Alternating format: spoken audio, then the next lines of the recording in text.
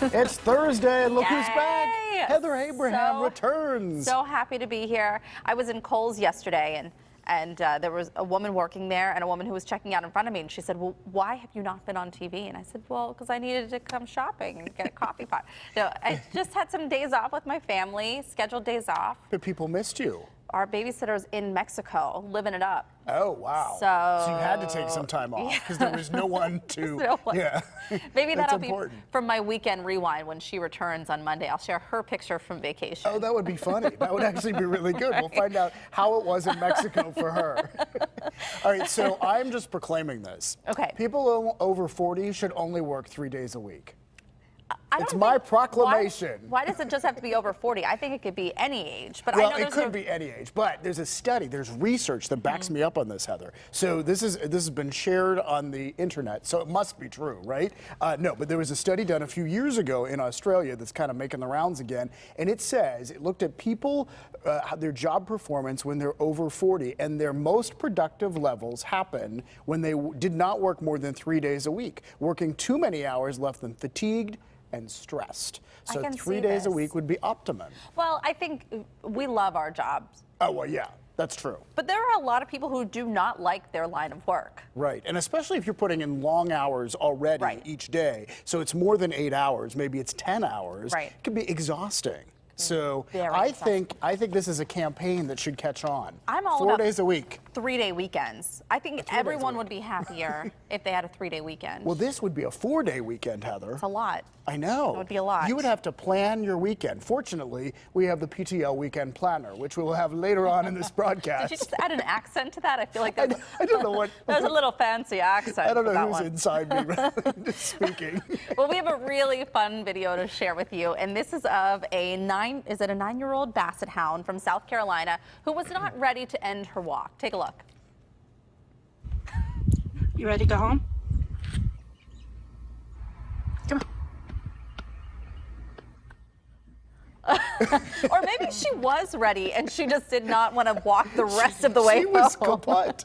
Oh my gosh, thank goodness there was no traffic coming. But this is Stella Bean, and yeah, she decided to protest when her owner said, let's go home. Eventually in this video, she does get up. She kind of shakes it off, and then she gets moving again. But we just thought it was wonderful. Oh my gosh, that's adorable. We understand, Stella. We feel that way too sometimes. We have an English bulldog in our neighborhood, and the owners walk the dog. I will sometimes see her just sit down, and she just doesn't move. She's just like, I don't want to walk anymore. I'm happy just sitting here. And she's actually in control, is what we learned. Oh, right. Yes. Yeah. As humans, we think we're in control. No. No, when you have a little meatball of a dog and they get settled in, there's no do way what it dragging wants them to down. do. Yeah.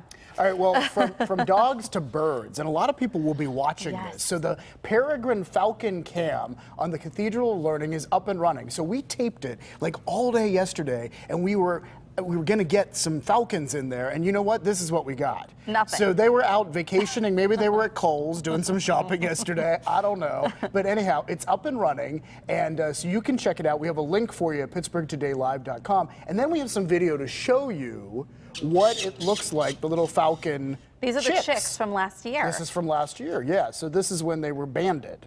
And this is really cool. So they actually have to climb up onto the ledge 40 stories up. They have to get a broom to keep the mom away while they do all of this work. Right. Very important work, so they could track them and keep an eye on these falcons and see if they return. I have been up there before. Sarah Arbogast and I did a story up there when the mama falcon was there. And it's no joke. Like, we went out, she came back, and we ran in, and we did not want to like disturb her or anything, because you don't want to disturb what they're doing. But oh my gosh, even the guys that work there at the building were like, you don't understand.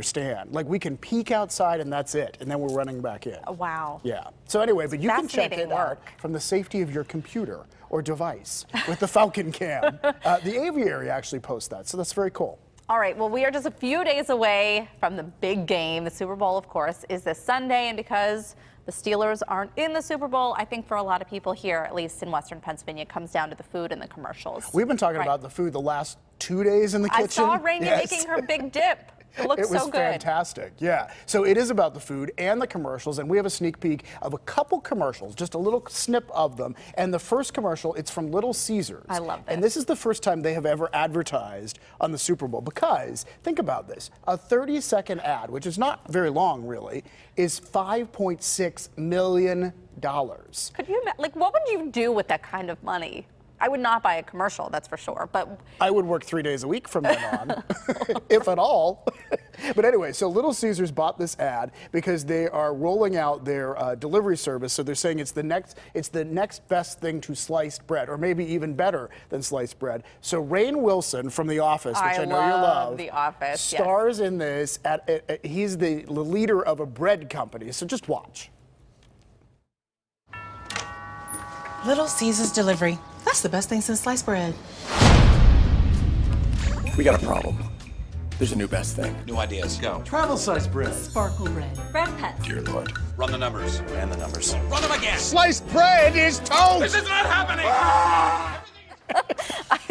I think this is What so is funny. the whole thing? Oh, clearly mayhem ensues because there's a fire and an emu running through the office. I don't know how all that happens. But anyhow, that's going to be a good commercial. And another So one funny. that I think people will talk about, this one from Hyundai. I saw a clip of this, and it is hysterical. Also features someone from The Office you may recognize. Take a look.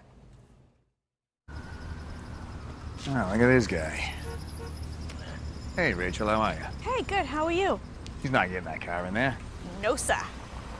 Look at these two troublemakers. Hey, Johnny, how are you? Wicked car. Is that new? Yeah, it's a Sonata. Let me pack it. Oh, you're not fitting your car in there. Chris, stop being a smarty pants, all right? Look who's got Smart Pack. Smart pack. Just hit the clicker. Car packs itself. It's so smart. distinctive, wicked. the Boston I can pack it accent. anyway. Yeah. So Oh, they Dorchester. found actually four people from the Boston area. You see three of them there. Chris Evans, John Krasinski, I have to say his From name The slow Office, or yeah. I'm going to screw it up, and Rachel Dratch. And I just So love how funny. they say Park. Park. Well, Down and in Boston Yards. I wonder when they created this if they were thinking maybe the Patriots would have been in the Super Bowl. Oh, that kind of makes sense, Heather. but Yeah, they're not. That didn't work out. Thank goodness. Thank goodness for Yeah, that. but it's still a fun commercial. So that I thought that was cute. Okay, we want to stay with the TV theme here because a familiar face to us here at home, Terry Yeah. Bradshaw, is now in talks, and it looks like this is going to happen, a reality series on E. And right now, the working title is The Bradshaw Bunch. Oh, yeah. Well, and that's very interesting because I mean the Bradshaw bunch, maybe they'll eat brunch too. Kind of sounds like the Brady Bunch. Yeah. Kind of a takeoff on that. And you know what? We've known this since he was the quarterback in Pittsburgh that he's a character. He I mean, is. he's an interesting guy, and and now as an analyst, he's still a character. Some people like him, some people don't. But this could be very intriguing. I think it could be a fun hour of television. I have to tell you that I am a sucker for reality TV. I know it's bad. Like, you know it's bad. You know that you're getting zero out of that. Right. But it's just fascinating to, I think, watch how other people live, even if you know that a little bit of it is staged Well, or acted or, And for me, part of it is like when you watch wealthy people, like that's a whole different world. Like Right. they like things that they do. I think that's sort of I don't watch the Kardashians, but I think it's kind of the intrigue of some of those shows to see like, what are their problems? I Because feel like they do a lot of lounging. I feel like they're I always think they lounging. do. Yes, they're lounging. Let's If just we win lounge the and million, talk. we'll lounge. Maybe that's what we're doing practice. here. We're Is that- lounging we and lounge? talking. Okay. A little bit, yeah. Well, Okay. there was a big moment. If you watch the Antique Roadshow on PBS, you may have caught this. I did not see this, but this is phenomenal. Yeah, this is so wild. So, I mean, the premise of the show, the appraisers tell you, oh, this watch that You you looked thought at me was like, did I Well, have was look- something looking- fancy enough on I was gonna to like pick appraise? something, but like this watch, like oh, guess what, David? It's worth $500,000. Well, one guy kind of got that type of news, and watch what happened. A watch like this at auction is worth about $400,000. You okay?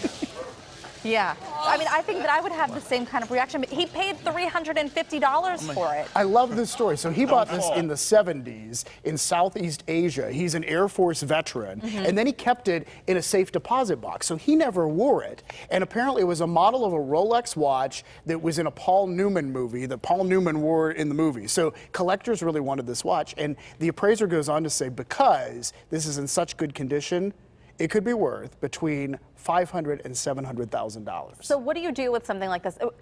I sell it. You would sell it. I would not keep it, no. Yeah. Because it doesn't have a sentimental, at least I don't see it that way. Like if it were a family thing, I Then might maybe you would keep it and yeah. then pass it on to, whoever. But what would you do with it?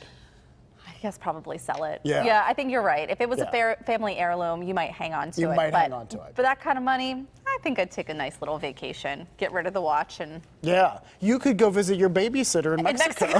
Why not?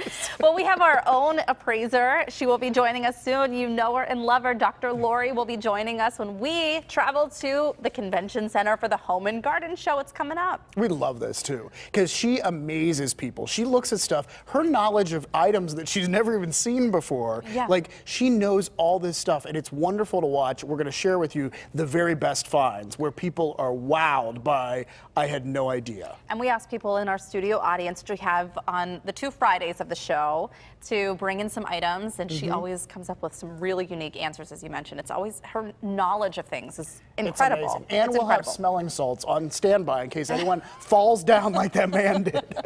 You can never be too sure. All right, well, we have good news to report that the 2 satellites did not crash into each other. I did step outside yesterday. I'm wondering if anybody at home did this. I did. I stepped outside and I looked up just in case at that moment. So at 6:39, Frankie and I both step outside and nothing happened. Nothing happened. Apparently they crossed paths perhaps as close as 40 feet between each other, somewhere Close just call. south of Pittsburgh. Yeah. And fortunately, the Science Center was on yesterday saying, pieces are not going to fall down even if it happens. It'll But just look like shooting stars. it would is what be they were like a shooting star. So and that's what I was looking nothing up for. happened. Yeah. I think this is so awesome. So astronauts have successfully baked the first cookie in space. This is progress, people. This is what our space program is all about. No, but they're saying very seriously, like if we're going to live in space, we're going to be there long term, we need to know how to cook in space. And so they were very excited about this. They were able to do it. Here's the catch, though. They're not sure it's edible. Oh. So I'm not sure what they put in the cookie. Like edible cookies are far more useful, in my opinion. So who has to taste test that and determine I if don't it know. is edible or not? I don't know. I guess one of them. I have to tell you, I think space exploration, I love watching that kind of stuff. I think it's really interesting. I don't know that I want to be around by the time When we're like traveling in space or living in space. Not my cup of tea. Yeah, I kinda don't feel think- that way, too. I like my feet on the ground here on Earth. Got to take care of Mother Earth. Maybe Mexico. Maybe we'll go to Mexico, not outer space. All right, we want to invite you to ask us questions because tomorrow, if you haven't figured it out, is Friday. It is our Friday free-for-all. So go to the Pittsburgh Today Live Facebook page. Tell us what you want to know. We'll try to answer everything that we possibly can. We always like to do that.